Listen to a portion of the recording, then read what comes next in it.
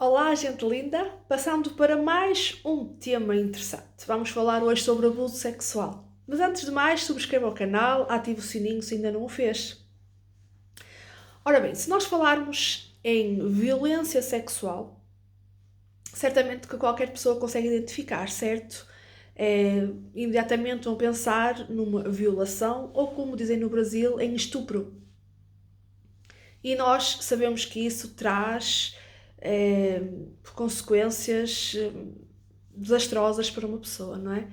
A sexualidade é algo que é muito íntimo, cada vez há menos tabus, cada vez se fala mais no assunto, cada vez se busca uma vida sexual plena dentro do casal, mas continua a ser algo que é muito íntimo, que é muito nosso, não é? E quando alguém sofre uma violação, sofre uma violência sexual, com certeza que deve ser algo assim realmente muito penoso, não é? Algo muito difícil de curar.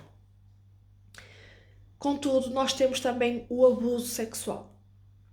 O abuso sexual, ele não é uma violência física, não é? Nós, quando pensamos em violência sexual, também pensamos que ela acontece mais fora do casamento, nós pensamos naquelas situações até que alguém que não conhece alguém e que vai e faz uma violação, embora cada vez se fale mais em violação dentro do casamento ou dentro do casal, não é? Dentro das quatro paredes. Mas o abuso sexual, ele acontece sempre dentro do relacionamento, não é? Sendo que quando eu falo em relacionamento gostaria de estar a falar em casamentos, como é lógico, não é? E esse abuso, ele dá-se especialmente de três formas. Talvez vá ficar surpreendido de ouvir isto. Mas o abuso sexual, ele dá-se quer pela escassez, como pelo excesso de sexo. E também pelas traições recorrentes. O que é que isto significa? Nós já falámos aqui que o abuso tem a ver com o facto de se causar danos a nível emocional, psicológico e de autoestima, que faz parte, não é, desse emocional de alguém. Quando uma das partes dentro do casal quer impor um excesso, não é, de sexo, ou seja, de uma forma que a outra pessoa acha excessiva, não é? Sendo que isto do excesso ou escassez, naturalmente que isto é particular de cada casal e são coisas que têm a ver com o casal, não é? Para uns, se calhar 2 vezes por semana está bom, para outros tem que ser 5, para outros tem que ser todos os dias, para outros tem que ser 2 vezes por dia, não faço ideia. O que é escassez ou o que é excesso, isso vai depender do casal. Porém, quando não existe um entendimento e uma das partes quer impor à outra aquilo que a outra possa entender por excesso, por vezes a mais, ou por formas que a pessoa também não se sinta confortável, isso vai causar sentimento, não é? De impotência em relação a outra pessoa, pode gerar na outra pessoa ansiedade por estar sempre dentro dos padrões que o parceiro quer, não é? Pode colocar também, temos aqui muita questão em qualquer uma das situações, na questão da performance, que a pessoa pode duvidar de si mesma, pode duvidar das suas capacidades, a pessoa fica num nível de stress, não é? Para conseguir estar de acordo com aquilo que o parceiro quer ou a parceira, não é? Para conseguir cumprir com as expectativas da outra pessoa. E pode ser de tal forma, não é? Pode ser de tal forma que realmente cause dano psicológico na pessoa. Por outro lado, quando existe escassez, vai causar também uma perturbação do género, porque o que é normal é que o ato sexual seja algo prazeroso, seja algo que duas pessoas queiram, especialmente duas pessoas que se gostam e que numa determinada altura propuseram-se casar ou viver juntos, né? Portanto, propuseram-se partilhar uma vida. Daí que seja normal que o ato sexual aconteça. Com mais ou com menos regularidade, como eu disse há pouco, isso depende dos casais, mas é normal que aconteça com uma determinada frequência, não é? Que deve ser, penso eu, que no mínimo dos mínimos semanal, não é? Ou algumas vezes por semana. Mas quando uma das partes se sente rejeitada, vai causar esse mesmo sentimento, não é? A pessoa começa a perguntar-se porquê, o que é que está mal, normalmente começa a culpabilizar-se, não é? Começa a procurar problemas em si, defeitos em si, falhas em si, e que vai causar também esse abatimento psicológico, essa tristeza e essa baixa autoestima, não é? É claro que eu estou a falar aqui nas coisas de uma forma bem aligeirada, não sou normalmente especialista, sou uma pessoa interessada e que tem estudado este tipo de coisas, mas naturalmente que estamos a falar em situações que realmente transtornam a pessoa, não é?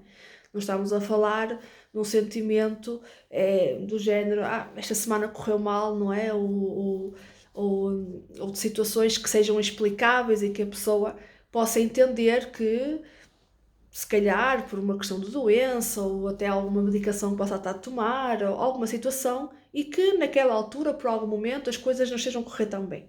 Estamos a falar em situações que se prolonguem no tempo e que efetivamente causem transtornos à pessoa, não é?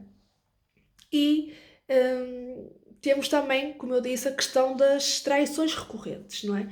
A questão da traição recorrente vai gerar questões psicológicas do mesmo jeito da escassez, não é? Porque a pessoa, quando sabe que é recorrentemente traída, vai ter esses mesmos pensamentos, não é? Porque é que há necessidade de procurar outra pessoa? Uh, o que é que a pessoa não tem, não é? Ou o que é que ela tem que não está de acordo com os padrões do parceiro ou da parceira, não é? Portanto, há aqui uma série de questões que se questionam, para além de haver tendência à pessoa a querer comparar-se com alguns parceiros, de questionar-se o que é que os outros ou as outras têm que essa pessoa não tem e por aí fora.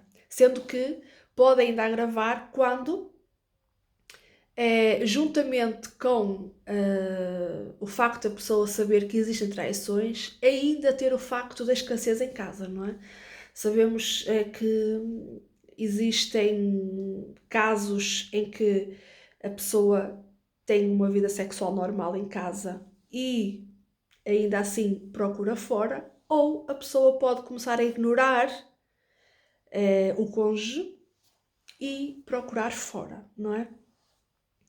E então essas situações efetivamente são destruturantes para a pessoa que sofre esse tipo de abuso. Salientando aqui, naturalmente, que para ser abuso tem que ser feito de certa forma consciente, não é? O abuso normalmente ele é feito consciente, a pessoa sabe aquilo que está a fazer. A pessoa tem efetivamente tendência, por muito que nos custa acreditar, mas a pessoa normalmente quer fazer mal a quem está com ela. Não que seja por ser aquela pessoa, mas porque o seu perfil tem tendência a fazer mal às pessoas que estão perto de si. Se você sofre um tipo de abuso destes, saiba que à partida não é por ser você. Se fosse outra pessoa que estivesse no seu lugar, ia sofrer o mesmo abuso, porque o problema não está em si, mas está na pessoa que está a realizar o abuso. São pessoas que têm, não são doenças psiquiátricas normalmente, mas têm alguns transtornos psicológicos e normalmente o problema não está em si. Claro que também nesta questão da sexualidade é preciso você ter consciência de que efetivamente o problema não está em si, não é? Sabemos que às vezes há situações em que o casal não se entende e de uma forma ou de outra acabam por cometer erros ainda maiores, não é? E de procurar fora, mas não é de forma nenhuma para desculpar, mas a questão é nós temos que perceber o que é que acontece e porquê é que acontece, não é? Sendo certo ou errado, há uma causa, não é? Legítima ou ilegítima, mas existe uma causa. E muitas vezes para nós resolvermos algumas situações precisamos de ir lá na origem, não é? Porque não basta resolver ali na hora, não é? Temos que resolver a coisa de forma a que efetivamente não se repita. E pronto, ficamos aqui com mais uma reflexão para que realmente nós possamos pensar, não é? Nestas questões de uma vida a dois que são muito difíceis, possamos perceber aquilo que nós realmente vivemos, não é? Cada vez mais eu começo a perceber-me de que nem tudo é aquilo que parece, não é? Nem tudo é aquilo que parece, existe problemas variadíssimos onde nós nem sequer pensámos. Ainda bem que não pensámos, também não são da nossa conta, não é? Portanto, são da conta de quem os vive, mas de qualquer forma que nós possamos tentar perceber onde estamos e para onde queremos ir, para que possamos ter vidas equilibradas e para que possamos especialmente ter a nossa mente e o nosso coração equilibrado, porque é disso que depende tudo o que está à nossa volta. Se nós não estivermos bem, quem está junto de nós também não vai estar bem. Eu aprendi com a doutora Rosângela, minha querida, se ela eventualmente vir este filme, que uma pessoa doente adoece quem está à sua volta. Então, se nós não estivermos bem, vamos adoecer quem está à nossa volta. Principalmente os nossos filhos, que normalmente são quem nós queremos proteger. E fazemos tanta coisa, não é? Erguendo a bandeira dos nossos filhos, não é? Porque eu suporto isto pelos meus filhos, porque eu faço isto pelos meus filhos, e muitas vezes estamos a fazer-lhes mal, estamos a ensinar-lhes coisas erradas sobre um relacionamento, não é? O que é excelente é que nós possamos ter os nossos filhos olhar para o nosso casamento, olhar para nós e pensar, um dia eu quero ter um casamento como o meu pai e a minha mãe têm. Se não for assim, não vale a pena, não é?